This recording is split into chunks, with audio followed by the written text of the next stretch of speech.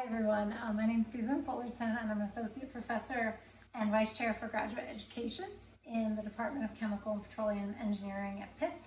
And welcome to my kitchen.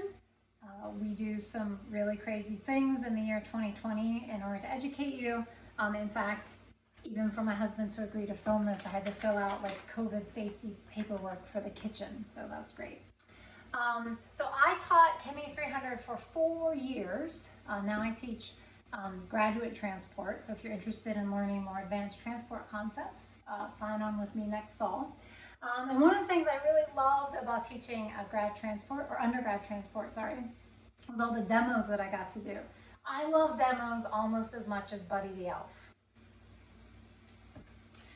So I was really excited to enroll Pitt in a study done by Washington State University where they got an NSF grant in order to develop these low-cost learning modules to help teach undergrads transport principles. And I love these modules. They're desktop modules, so they're very small, they're miniaturized, they're see-through, so you can see where the fluid is flowing.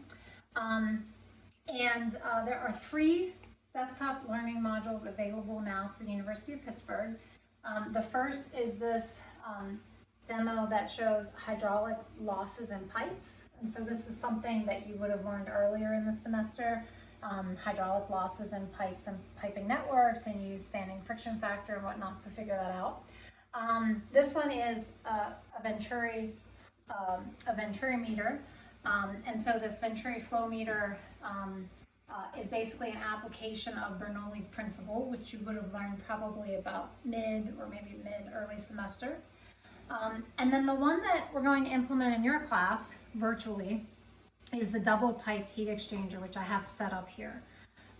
This one's particularly beautiful, various colors. I have a cold water inlet and a warm water inlet here, and these are 2 pumps that go inside these 2 colorful fluids, and I'll turn them on here so you can see the module as it runs. In the implementation, we'll take you through how the temperatures change and how you can get information about the amount of heat exchange from the flow rates. So you'll see these graduated cylinders here so we can estimate the flow rates. In an ideal scenario, we would be implementing these hands-on modules in exactly that way, right? Hands-on. But because of COVID, we decided to do this implementation virtually. The reason that I chose the double pipe heat exchanger in conjunction with your professors is because this is a topic that you most recently went over in your class on heat transfer equipment.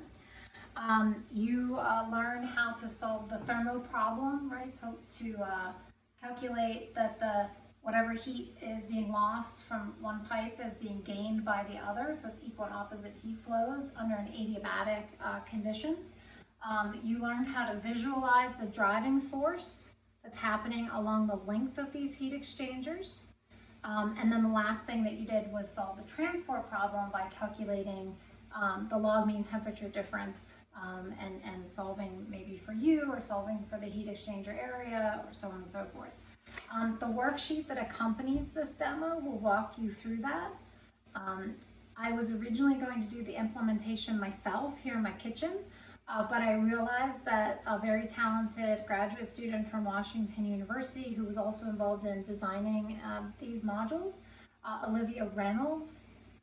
Yes, her last name is Reynolds, and she is a chemical engineer who develops modules like this. It's perfect. She's amazing, and she's been very helpful with helping me figure out how to implement these virtually in order to help you learn. And so the way that this is going to work is that you will take a pre-test on these concepts via Qualtrics. It's a short pretest, and it also asks you to verify that you agree to be involved in this study. The link for that pretest would be on the same webpage as the link for this YouTube video. And then there will be a second YouTube video where Olivia is doing the implementation. She's taking the data, the temperatures are marked right on the screen. It's a really wonderful implementation, so I'm going to leave that to her. And then once that's finished, you will take a post-test and a motivational survey, both via Qualtrics. These are pretty fast ways to assess whether or not this desktop learning module was useful, in particular in the virtual implementation, okay? And so what we hope here is that even by doing this experiment virtually, you might be able to deepen your understanding of heat transfer and heat transfer equipment.